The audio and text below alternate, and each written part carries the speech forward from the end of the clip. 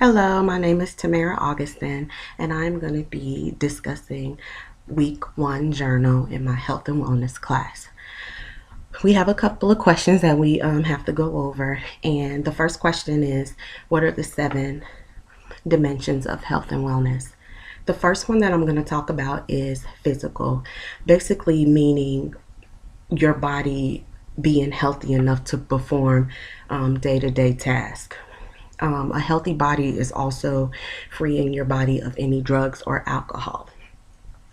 And overall, just improving your physical fitness, having an exercise plan or exercise goal that you can be working on, saying, I'm going to walk 3 times a week, or I'm going to go to an aerobics class twice a week, just things of that nature. The next one is spiritual. Spiritual is just your sense of values and beliefs. Also, what you actually consider a boundary. Some people that don't have boundaries tend to kind of get mixed up in things or doing things that they may not want to do. And you kind of know right from wrong as far as what you believe in and what your values are. So no one should be able to take that away from you. The next one is intellectual. Intellectual is just basically gaining more knowledge in your life. You can seek continue learning, like me and a lot of other adults are doing, as far as going back to school and getting a degree in a field that we're interested in and that we would want to do as a career. You can also work towards a career advancement to get a better position or make more money, or it could be anything of that nature, to where you can just advance, and you going back to school would be part of an intellectual dimension. Emotional is the next one. We have to have emotional wellness, meaning we need to be able to handle stressful situations and deal with daily stressors. And those stressors could include work, school, children, your home life, just your life in general. So you have to have that emotional wellness to live day to day. The next one is occupational. It's mainly just balancing life, work, and school. The happier, you can be happy just when you achieve this wellness, because it's very hard to do, especially when you have so many things going on. You have, children, you're an adult, you have a lot of responsibility. So it's just basically balancing out those factors. The next one is social. I think it's very important to be social and interact with others. It also deals with your relationships with other people. You have to have healthy relationships, or even someone that you can go and talk to, and someone that you trust. Being able to have that support and going out there and making friends and people that can support you in whatever's going on in your life at that time. Next one is environmental. That's basically just making sure that you have food to eat. Also trying to be around healthier environments. For example, if you are living with someone who smokes, you will be exposed to secondhand smoke, which is also harmful to your health. But that's just the environment, and so sometimes you have to find healthy environments to live in, to be around, to prevent illness or any type of other health problems that you just don't bring on yourself, that the environment brings on you. So I thought about my 3 weakest dimensions of wellness. The first one that I picked was occupational. It's very hard for me to balance work, real life, school. It becomes very difficult, especially when you feel like there's not enough time in the day. The second weakest one is physical. I need to get physically active. That's one thing that I need to work on and come up with a plan to get physically fit because I know that it's good for me and it is part of wellness.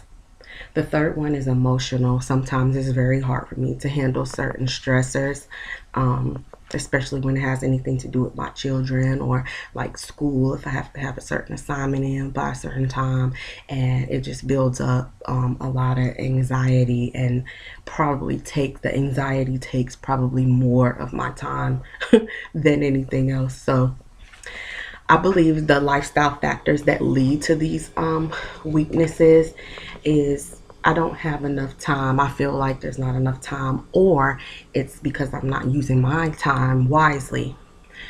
For the physical part, I think that I procrastinate a lot. I make excuses. Um, it's always something. So definitely procrastination. Emotional, I let everything get to me. I don't um, I'm not seeing a therapist on a regular basis like I should. I get, like I said, very wound up when I have to have deadlines or meet deadlines and have to do so many different tasks. I get, very uneasy. The strongest dimensions of wellness that I portray is intellectual. Of course, enrolling in Ashford University was a big step for me. I was very timid and scared to even enroll. So I think I'm doing very great in that. The second one is social. I think I have a lot of family support and friends that support me, and I'm very thankful for that. I can interact in a social setting. I think that I treat people well, and I treat my friends well and my family well. The third one, that's my one of the strongest, is spiritual. I do know right from wrong. I think that I do have boundaries. I've learned that over the years as far as getting older, knowing when to say no, knowing when to just say I can't do it, and just knowing, what I'm doing is right. The lifestyle factors that lead to these strengths.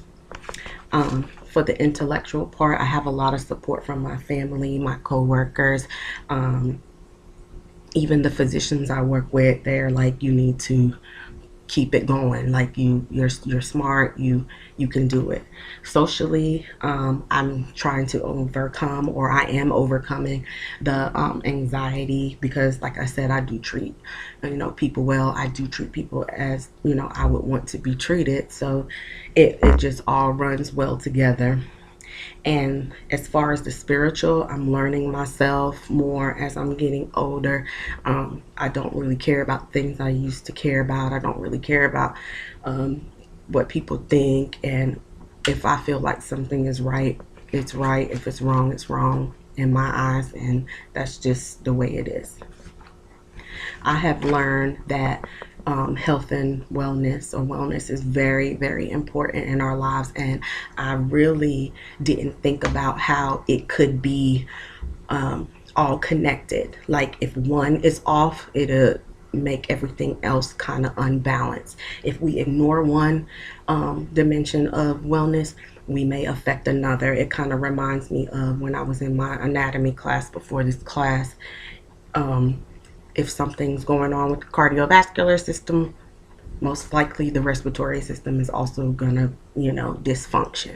So it makes sense, and it makes sense to me in my head, and it's something that I learned from this week. So if I wanted to improve one of my weaknesses, it would be the occupational part, just balancing everything out.